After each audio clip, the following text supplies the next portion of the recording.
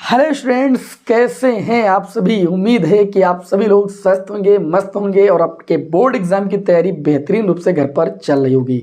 जैसा कि पता है कि क्लास 12 की फिजिक्स विषय में आप सभी लोगों को हम महत्वपूर्ण डेरिवेशन की क्लासें प्रोवाइड कर रहे हैं। अभी तक 4 क्लासें हो चुकी हैं, आज ये 5वीं क्लास है और एक क्लास में आप लोगों को लगभग हम 3 महत्वपूर्ण डेरिवेशन करा रहे हैं। ठीक है, न्यूमेरिकल की क्लासें हो चुकी हैं, कुछ प्रीवियस ईयर के पेपर भी मैंने आपको सॉल्व करा दिए हैं, प्लेलिस्ट मैंने बना दी है, भैया आप देख लीजिए। और कमेंट बॉक्स में मैं लिंक भी दे देता हूं कि जिन विद्यार्थियों ने अभी तक ना देखा हो देख लें, क्योंकि मुझे उम्मीद है कि ये जो मैं क्लासें आपको दे रहा हूं इन्हीं से रिलेटेड प्रश्न आपको बोर्ड एग्जाम में देखने को मिलेंगे। भरोसे के साथ तैयारी कीजिए, मैक्सिमम क्वेश्चन आपको यहीं से देखने को मिलेगा। ठीक है, चलिए भाई, आज की इस क्लास में काफी सारे विद्यार्थियों का कमेंट आ चुका था कि सर परिणामी तीव्रता का व्यंजक ज्ञात करना बता दीजिए। तो मैंने सोचा चलिए डेरिवेशन में क्यों ना सबसे पहला प्रश्न यही हम उठा लेते हैं। और आपको पता है कि डेरिवेशन जो भी आपको बता रहे हैं हम शॉर्ट भाषा में समझा रहे हैं। ठीक है, बहुत ज़्यादा थ्योरी नहीं लिख रहे हैं, क्योंकि मैं आपको बहुत ज़्यादा डिटेल में पढ़ा चुका हूँ। आपको बहुत ज़्यादा डिटेल में पढ़ाना है तो आप प्लेलिस्ट देख लीजिए, सारे डेरिवेशन आपको प्लेलिस्ट में दिए गए हैं। ठीक है, आप करके अच्छे से देख सकते हैं। यहाँ पर हम व्यतिकरण में दो तरंगों के व्यतिकरण में परिणामी तीव्रता का व्यंजक ज्ञात करेंगे। तो हम क्या माने थे इसमें, यही तो माने थे जैसे कक्षा 11 हमने सरल आवर्त प्रगामी तरंग का समीकरण पढ़ा है। y बराबर विस्थापन समीकरण, y बराबर a sin omega t, a होता है आयाम, y होता है विस्थापन।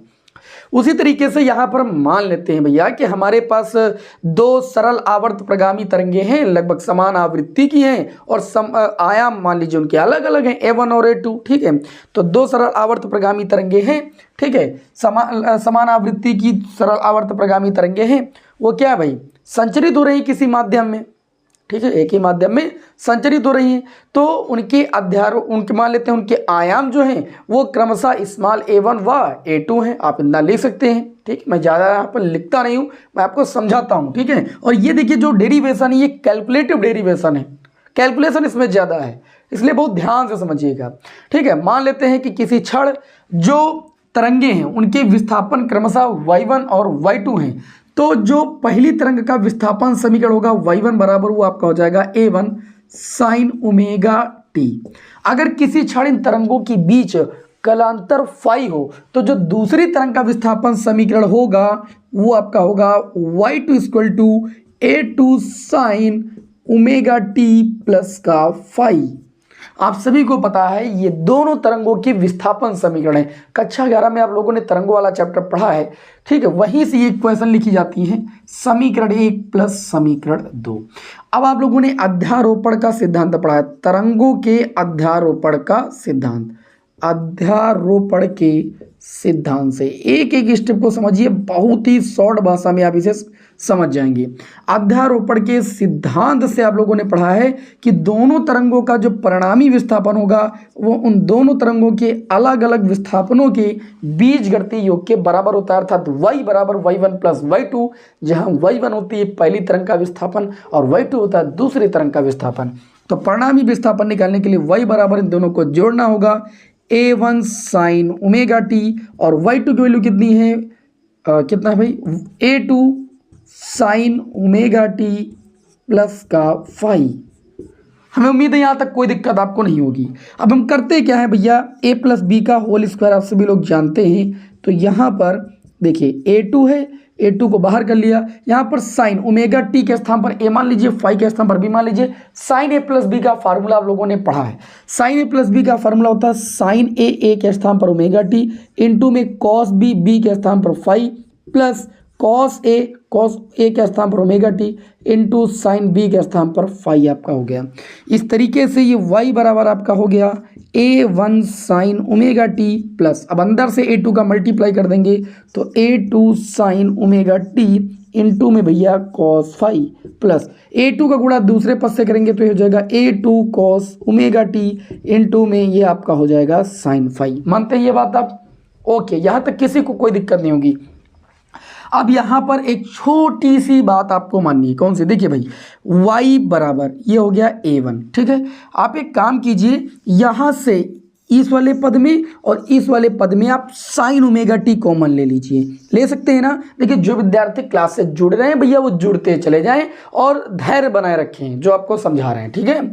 साइन ओमेगा टी अगर कॉमन ले लेंगे तो ये A1 प्लस ये हो जाएगा A2, sine omega T common ले लिए और ये आपका हो गया कॉस फाई, और यहाँ पर आपका हो जाएगा A2 cos omega t into में ये आपका हो जाएगा साइन फाई। इतना करने के बाद हम क्या करते हैं, यहाँ पर मान लेते हैं, क्या मान लेते हैं, देखिए पूरा कैलकुलेटिव पोर्शन है। मान लेते हैं कि जो A1 plus A2 cos phi है इसको मान लेते हैं हम R कॉस थीटा। कितना मान लेते हैं, R कॉस थीटा। तथा यहाँ पर ध्यान दीजिएगा जो A2 साइन फाई है, A2 साइन फाई इसको मान लेते हैं R साइन थीटा। जब इसको हम मान लेंगे ना तो जो हमें समीकरण प्राप्त होगी वो परिणामी तरंग का विस्थापन समीकरण होगा। लेकिन चूंकि यहाँ पर हमें क्या निकालना है, परिणामी तीव्रता का व्यंजक निकालना है, तो हम यहाँ पर चलिए बता देते हैं फिलहाल, लेकिन आपको परिणामी तीव्रता के व्यंजक में परिणामी विस्थापन के समीकरण की कोई आवश्यकता नहीं होती है। देखिए इसको क्या करते हैं, देखिए यहाँ पर समीकरण 1 2 माने थे, इसको समीकरण 3 मान लो, इसको समीकरण 4 मान लीजिए। पहले इन वैल्यू को आप इसमें रख दीजिए, ठीक है। तो y बराबर ये कितना हो जाएगा, ये आपका हो जाएगा y बराबर। जब यहाँ पर आप वैल्यू रखेंगे, देखिए यहाँ पर आप बहुत ध्यान से समझेंगे, तो जब इसके स्थान पर r cos थीटा रखेंगे तो ये हो जाएगा साइन ओमेगा टी इंटू में R cos थीटा प्लस, देखिए यहाँ पर A2 साइन फाई के स्थान पर R साइन थीटा रखेंगे तो R साइन थीटा इंटू में cos ओमेगा टी। अच्छा दोनों में जब आप R कॉमन ले लेंगे, क्या ले लेंगे, R कॉमन। R क्या है, परिणामी आयाम, रिजल्टेंट एम्पलीट्यूड। ओके, तो जब R कॉमन ले लेंगे sine omega t into cos theta plus cos theta sine theta into में कॉस ओमेगा टी, ये फार्मूला बन जाएगा साइन A प्लस B का, ठीक। अब ये जो समीकरण आती है भैया, जब आपसे क्वेश्चन में ये कहा जाए कि दोनों तरंगों के परिणामी विस्थापन का समीकरण, तो ये आपका हो जाएगा, ठीक है, ये परिणामी विस्थापन का समीकरण हो जाएगा। लेकिन आपको यहाँ पर चूंकि परिणामी तीव्रता का व्यंजक याद करना, किसका व्यंजक याद करना, परिणामी तीव्रता का, और तीव्रता से पहले आपको आयाम पता चलेगा, ठीक है। हम क्या करेंगे, समीकरण 3 व 4 को जोड़ने पर लिखेंगे, समीकरण यहाँ पर लिख लेना, यही परिणामी तीव्रता का व्यंजक है, सॉरी परिणामी विस्थापन का समीकरण है। दोनों तरंगों के परिणामी विस्थापन का समीकरण ये परिणामी विस्थापन शॉर्ट में लिख देते हैं, ठीक है, परिणामी विस्थापन का समीकरण है। ओके, अब यहाँ पर देखिए चूंकि हमें परिणामी तीव्रता का व्यंजक ज्ञात करना, इसलिए हम समीकरण 3 का वर्ग करेंगे और समीकरण 4 का वर्ग करके जोड़ देंगे। अच्छा ऐसा क्यों करते हैं भाई, ऐसा इसलिए करते हैं कि थीटा हमारा समाप्त हो जाए। जब जोड़ेंगे ना तो cos square theta plus sine square theta सर्वसमिका बन जाएगी जिसकी वैल्यू 1 होती है। चलिए जोड़ते हैं भाई, जब जोड़ेंगे तो देखिए ये हो जाएगा आर स्क्वायर, वर्ग करेंगे और जोड़ देंगे, और ये आपका हो जाएगा साइन स्क्वायर थीटा और प्लस हो जाएगा कॉस स्क्वायर थीटा बराबर, ये मैंने RHS को वर्ग करके जोड़ दिया। अब LHS वर्ग करके जोड़ेंगे तो इसका जब वर्ग होगा A1 plus A2 cos phi का, तो ये हो जाएगा A1 square plus A2 square cos square phi plus 2A1 A2 cos phi, ठीक। उसके बाद प्लस लगाइए, ठीक है, इसका भी वर्ग करके जोड़ोगे तो ये हो जाएगा A2 square sine square phi. इस तरीके से देखिए ये हो जाएगा R स्क्वायर, इसकी वैल्यू सभी लोग जानते हुए 1 होती है कि नहीं होती, होती है भाई, है ना। ये R क्या है, रिजल्टेंट एम्पलीट्यूड यानी परिणामी आयाम है दोनों तरंगों का। तो R बराबर A1 पहली तरंग का आयाम सभी को पता है, तो ये हो जाएगा A1 स्क्वायर। अच्छा A2 स्क्वायर दोनों में हम A2 स्क्वायर कॉमन ले लेंगे तो यहाँ बचेगा cos square phi plus sine square phi, जिसकी वैल्यू कितनी होती है, समसमिका जिसकी वैल्यू 1 होती है। तो मैं डायरेक्ट यहाँ पर 1 लिखे दे रहा हूँ, कोई दिक्कत नहीं।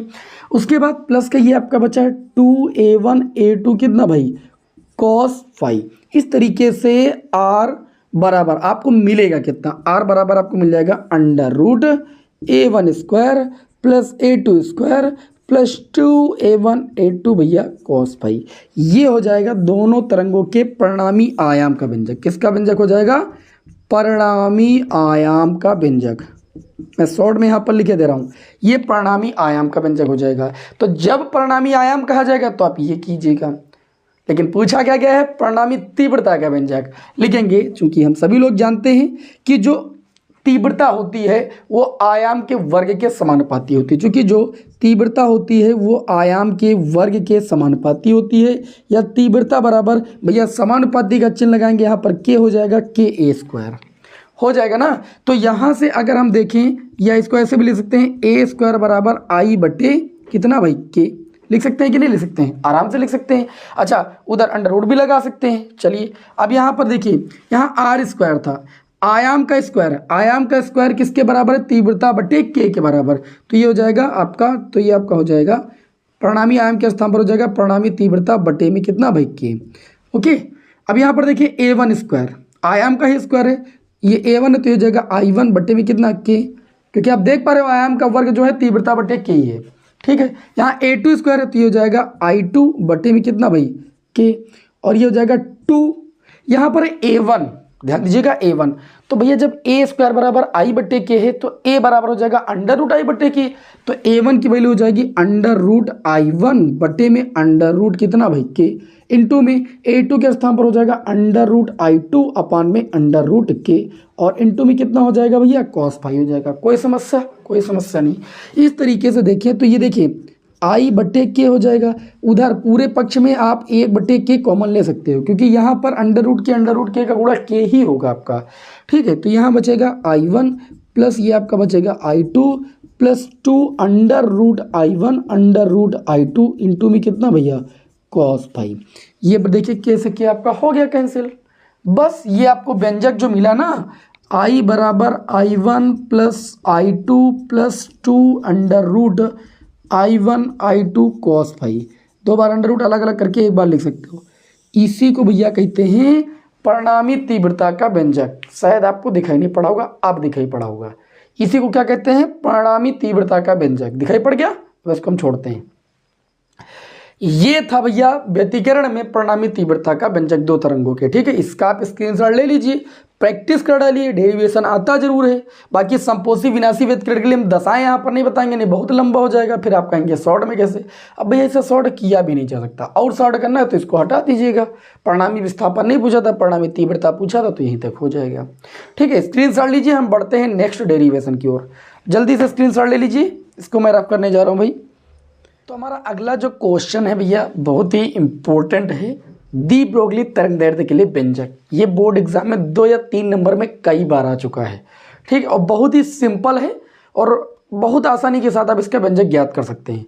इसी के साथ एक प्रश्न और पूछा जाता है, इलेक्ट्रॉन से संबद्ध दी ब्रोगली तरंग दैर्ध्य का व्यंजक ज्ञात कीजिए। उस पर भी न्यूमेरिकल भी कई बार पूछा गया है। ये दोनों क्वेश्चन आज की इसी क्लास में कराने वाले हैं, बहुत ही इंपॉर्टेंट है और सबसे आसान भाषा में। देखिए, आप सभी लोगों ने पढ़ा है, आप सभी लोगों ने क्या पढ़ा है, प्लांक का क्वांटम सिद्धांत। देखिए, सबसे पहले यहाँ पर हम निकालते हैं फोटॉन से संबद्ध तरंग दैर्ध्य। ठीक है, फिर जो दी ब्रोगली साहब थे उन्होंने वही व्यंजक बताया था, लैम्डा बराबर h/p। लेकिन उन्होंने ये कहा था कि कोई गतिशील कण है अगर, तो उससे संबंध जो तरंग दैर्ध्य होती है वो लैम्डा बराबर h/p होती है, जहाँ p बराबर होता है उसका संवेग, और संवेग बराबर होता है गतिशील कण का द्रव्यमान गुणे वेग। समझ गए कि नहीं समझ गए? तो हम यहाँ पर क्या करेंगे, फोटॉन से संबद्ध सबसे पहले डी ब्रोगली फोटॉन से संबद्ध तरंग दैर्ध्य का व्यंजक ज्ञात करेंगे। इसके लिए हम लगाएंगे यहाँ पर प्लांक के क्वांटम सिद्धांत से, प्लांक के क्वांटम सिद्धांत से। क्वांटम सिद्धांत से आप सभी लोगों ने क्या पढ़ा है, प्लांक के क्वांटम सिद्धांत से आप सभी लोगों ने पढ़ा है कि जो फोटॉन की ऊर्जा होती है ई बराबर, वो कितनी होती है, एच न्यू होती है। इसको हम समीकरण यहाँ पर 1 मान लेते हैं। ओके, जहाँ h क्या होता है प्लांक नियतांक, न्यू क्या होती है आपकी आवृत्ति होती है फोटॉन की, सभी को पता है। ये हम ज़्यादा डिटेल में यहाँ पर लिख के नहीं बता रहे हैं, एकदम शॉर्ट भाषा में आपको करके बता रहे हैं। समझदार तो है हो आप लोग। अब यहाँ पर देखिए, आइंस्टीन के सापेक्षिकता के सिद्धांत से आपने क्या पढ़ा है, आइंस्टीन के सापेक्षिकता के सिद्धांत से, सापेक्षिकता के सिद्धांत से, आइंस्टीन के सापेक्षिकता सिद्धांत में आप लोगों ने पढ़ा है कि E बराबर होता है m इंटू में c स्क्वायर, जहाँ m होता है इलेक्ट्रॉन का द्रव्यमान, c होती है प्रकाश की चाल होती है। ठीक है, चूंकि फोटॉन प्रकाश की चाल से चल रहा है इसलिए c स्क्वायर हो गया। इसको हम समीकरण 2 मान लेंगे, चूंकि दोनों ऊर्जाएं हैं तो समीकरण 1 व 2 से 1 व 2 से हम ये कह सकते हैं कि जो mc² की वैल्यू होगी वह h न्यू के बराबर होगी। हम यहाँ से अगर देखें तो m की वैल्यू निकालें तो ये आ जाएगा h न्यू अपान में कितना भाई c²। आप सभी लोगों ने पढ़ा है कि न्यू आवृत्ति जो होती है वो c अपान लैम्डा के बराबर होती है। तो यहाँ से m की वैल्यू हो जाएगी h अपान में c², न्यू की वैल्यू कितनी होती है c अपान में लैम्डा, c से c कैंसिल हो गया। तो ये इस तरीके से आपका आ जाएगा m बराबर h अपान में कितना हो जाएगा भाई h अपान में c लैम्डा, क्योंकि एक c से ही तो एक c कैंसिल हुआ है। ठीक है, अब मेरी बात को समझिएगा, चूंकि हमको क्या निकालना तरंग दैर्ध्य, किससे पहले हमें फोटान से संबद्ध तरंग दैर्ध्य, तो हम लैम्डा को ले आएंगे इस पक्ष से इधर और m को उधर ले जाएंगे, तो ये हो जाएगा h अपान में m इंटू में c। अब भैया ध्यान से समझिए, m है द्रव्यमान, c है आपका वेग, जो कि फोटान होता है, फोटान का वेग होता है, फोटान प्रकाश की चाल से चलता है। ठीक है, तो इसलिए ये आपका हो जाएगा h अपान में p, जहां p जो है वो फोटान से संबद्ध संवेग की बात कर रहा है। ठीक है, ये जो व्यंजक है ये किसके लिए व्यंजक है, फोटान से संबद्ध तरंग दैर्ध्य का व्यंजक है। किसका व्यंजक है, फोटान से संबद्ध तरंग दैर्ध्य का व्यंजक है। और डी ब्रागली साहब ने यही बताया कि जो गतिशील कण का आपका गतिशील कण से संबद्ध जो तरंग दैर्ध्य होती है वो लैम्डा बराबर h अपान p ही होती है। ठीक है, क्या लिखेंगे, डी ब्रोगली के अनुसार, डी ब्रोगली के अनुसार गतिशील कण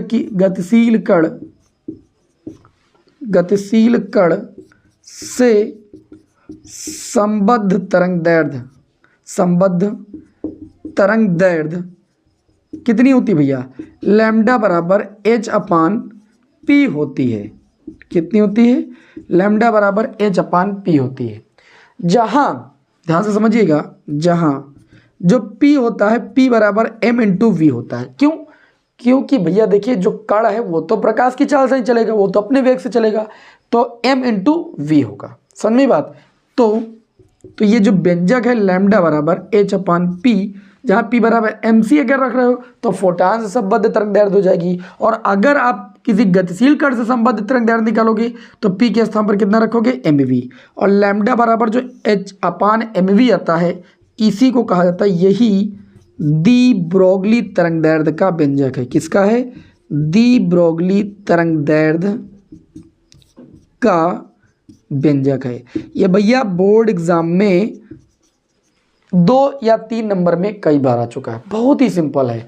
ई बराबर एच न्यू लगाना, ई बराबर mc², दोनों को बराबर करके आपको लैम्डा की वैल्यू निकाल लेना है। वेरी सिंपल, न्यू बराबर c अपान लैम्डा लगा करके, समझ गए। अब इसी से आगे रिलेटेड एक बात पूछी गई है कि अगर वह गतिशील कण इलेक्ट्रॉन हो तो इलेक्ट्रॉन से संबद्ध डी ब्रोगली तरंग दैर्ध्य का व्यंजक क्या होता है। ये हमारा अगला क्वेश्चन है, इसका स्क्रीनशॉट है ना, लीजिए मैं इसको रफ करने जा रहा हूँ भाई।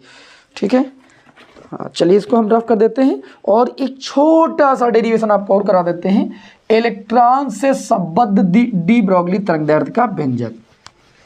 ठीक है, यहाँ पर इलेक्ट्रॉन से संबद्ध पूरा ही रफ करना पड़ेगा, हेडिंग लगाना है आपको, इलेक्ट्रॉन से संबद्ध, इलेक्ट्रॉन से संबद्ध डी ब्रोगली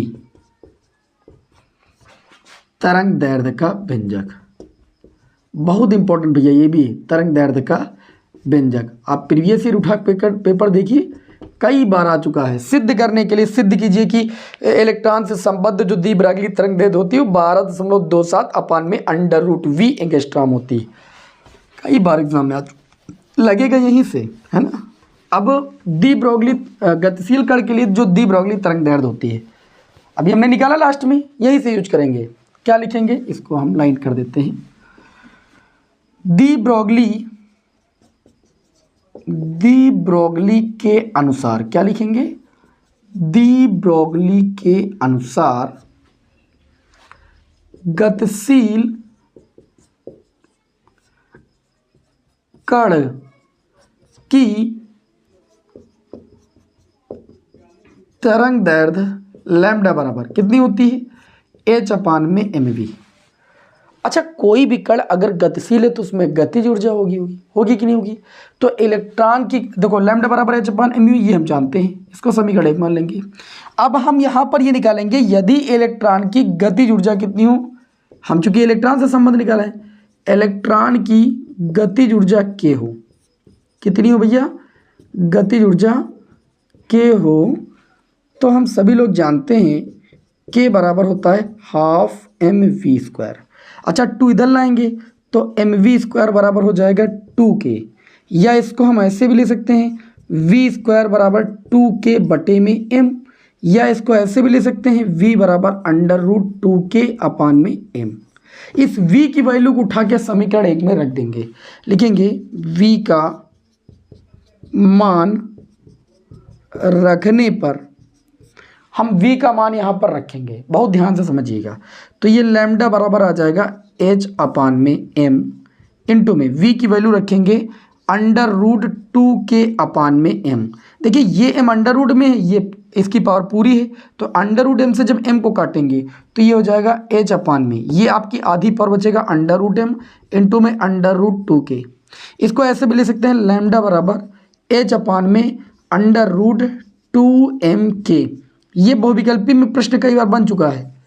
गतिज ऊर्जा के पदों में जो इलेक्ट्रॉन से संबद्ध या किसी कण से संबद्ध, क्योंकि इलेक्ट्रॉन का भी आवेश तो है नहीं इसमें, इलेक्ट्रॉन से संबद्ध या किसी कण से संबद्ध जो डी ब्रोगली तरंग दैर्ध्य होती है लैम्डा बराबर H upon under root 2mk होती है, अगर कोई गतिशील कण है।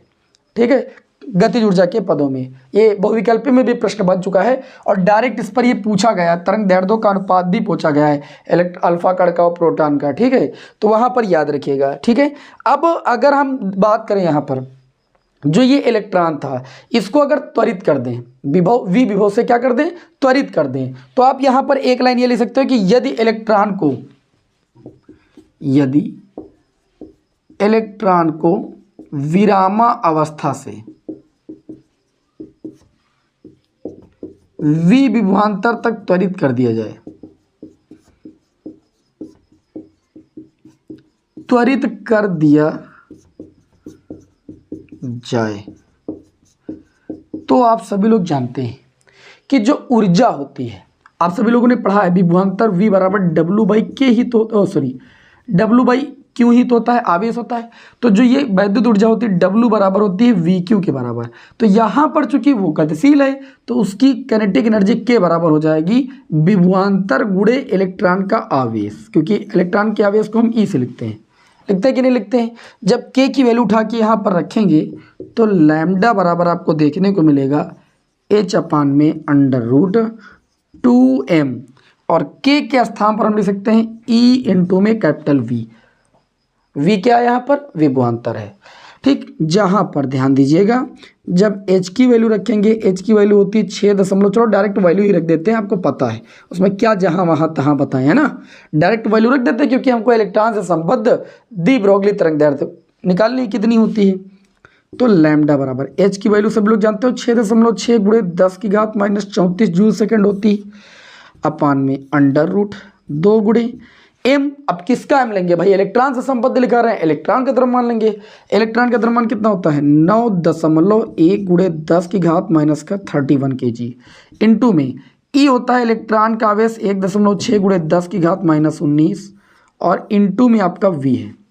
तो जब आप इसे सॉल्व करेंगे तो ये अंडर रूट 150 गुणे 10 की घात -10 और बटे में v इतना आएगा सॉल्व करने पर। हालांकि आपको सॉल्व नहीं करना है, यहाँ पर ये काम आपको डायरेक्ट ही करना है, एग्जाम में बड़ा समय लगेगा। ठीक है, तो ये देखिए अंडर रूट 150 का मान होता है 12.27, क्योंकि 144 का 12 होता है, 144 से थोड़ा ज़्यादा है, तो 12.27 बट्टे में हो जाएगा अंडर रूट वी, और 10 की घात -10 को हम लिख सकते हैं एंगस्ट्रॉम।